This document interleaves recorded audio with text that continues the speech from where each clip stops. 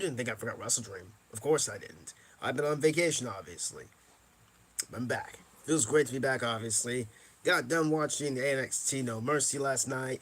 Obviously, you guys saw the live reactions. Great stuff. But today, we're here to talk about AEW Wrestle Dream to honor the great Antonio Inoki who died 1 year ago. And I'll get my little moment of silence for the great Antonio Inoki first before we get started.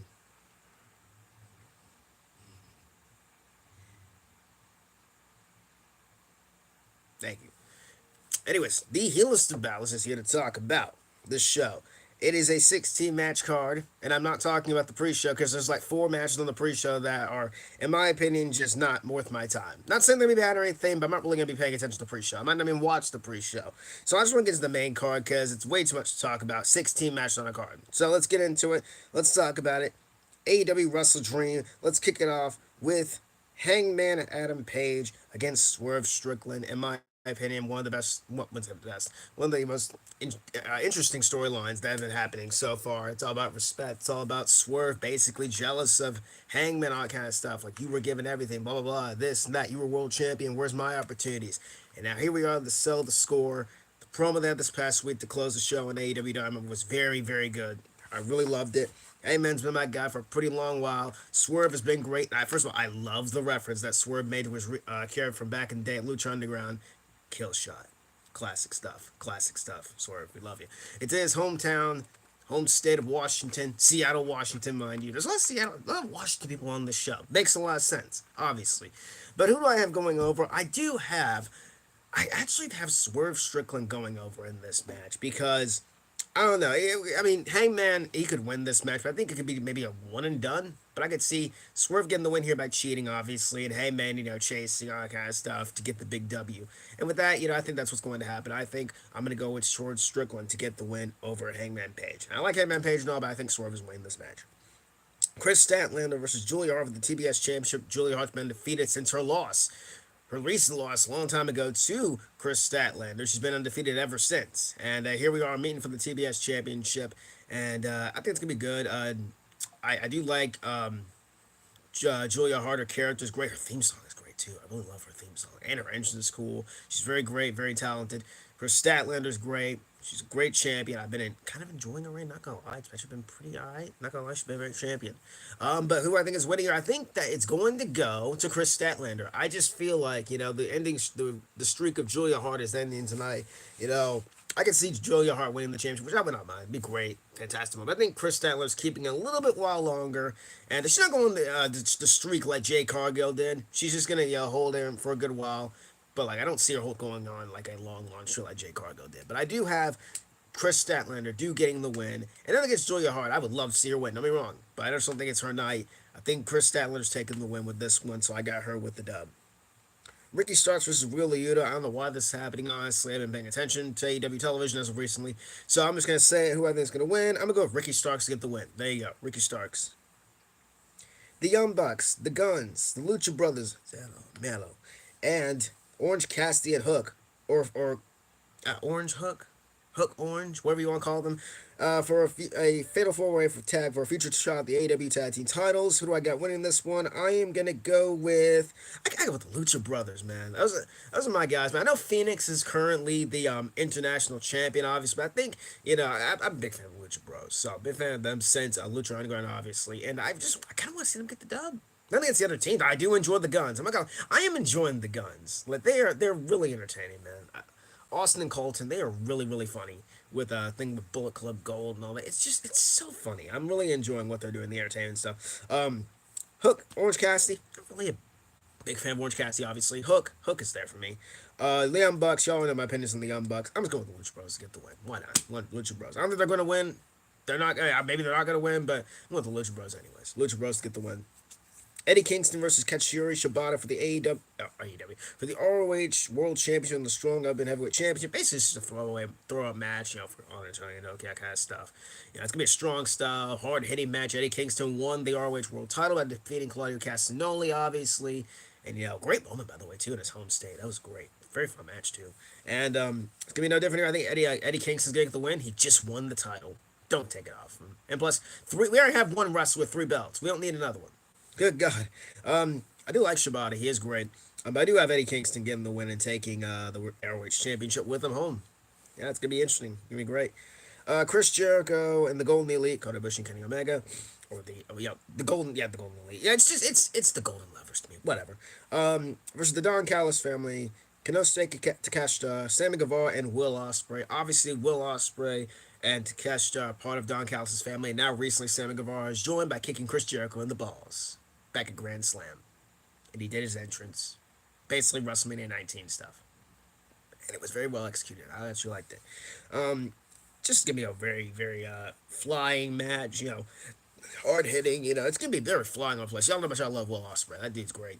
Jericho's Jericho. Love Kota Ibushi, even though Kota Ibushi's run's just kind of been meh-ish. He's been gone from wrestling for a while, so kind of gave him a little bit of benefit of the doubt. But at the same time, it's just kind of been seeing Kota Ibushi. It's very sporadic though, so I kind of understand kind of what he's been, why he's kind of like this a little bit. It's still Ibushi, it's still Kota Ibushi. So well.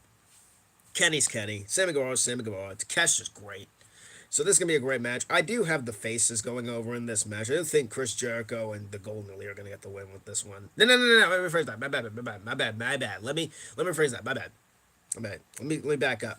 I'm going to pick a different one. I'm going to go take a shot in the dark and say the Don Callis family's going to get the win. Because I feel, it just hit me that Sammy Guevara obviously just turned heel. You don't want Sammy Guevara unless he takes the pin. This match would be stupid, but I could see it happening.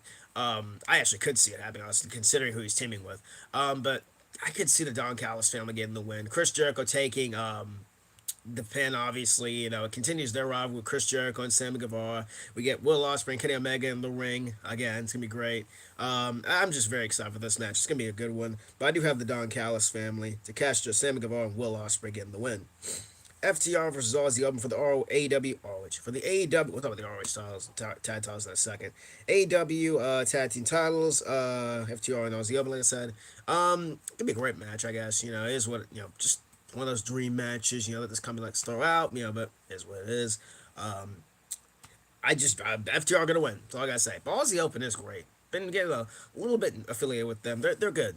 Good talents. I'm not gonna lie. But I do have FTR winning. That's all I can say about that match. We have what else do we have on this card? I'll talk about the main event in just a second. We have Ryan. No. We'll talk about that in a minute. MJF versus the Righteous for the ROH Tag Team Titles handicap match. Osno Adam Cole is injured and he broke his ankle in 3 places and he shattered it. People are saying it's a fake and stuff like that. It's real. It's real.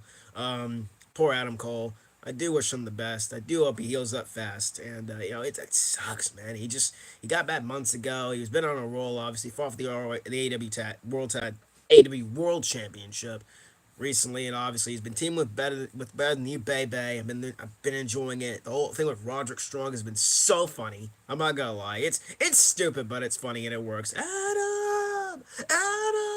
It's so funny. I'm just enjoying it. Roderick Strong is hilarious. MJF. The only thing I don't really care for MJF nowadays is that he's not really the world title is kind of in the background, kind of making the focal point. But I hopefully down the road they do, and they've already set up a little program with MJF and Jay White. So we're getting that next, probably at Full Gear.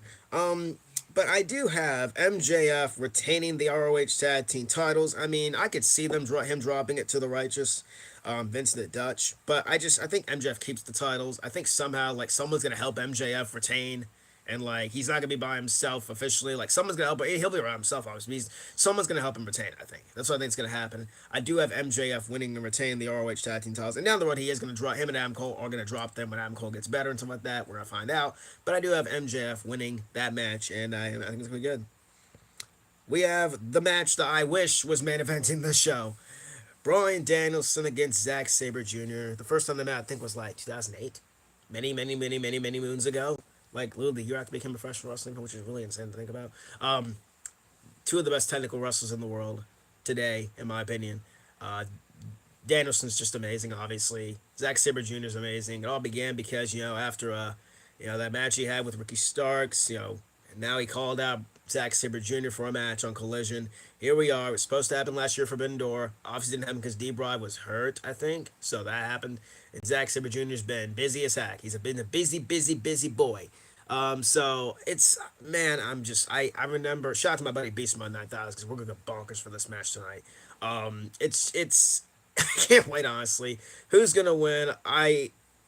It's gonna go to Danielson. Danielson's winning this match. Of course, he apparently is on his last run as a full time wrestler. So Brian needs, he's gonna settle down pretty soon. His daughter's getting up there. He said in his promo that when she turns 7, all kind of stuff, he's gonna start slowing down. I think that's legit too. He's gonna start slowing down once his kids get older. He wants to be a family guy, and I respect that totally.